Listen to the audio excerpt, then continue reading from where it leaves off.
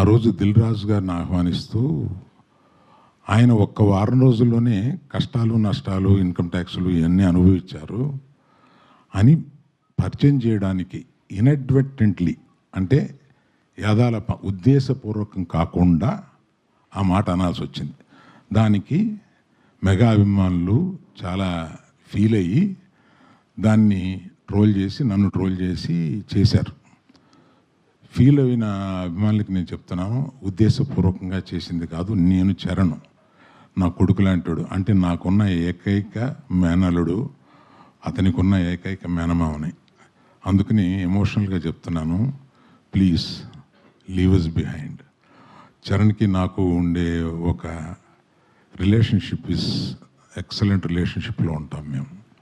అందుకని please let us leave it alone. అది కేవలం పొరపాటున నేను దిల్ రాజు లైఫ్ చెప్పడానికి అది వాడాను, వాడి ఉండకూడదని అనిపించిన తర్వాత నాకు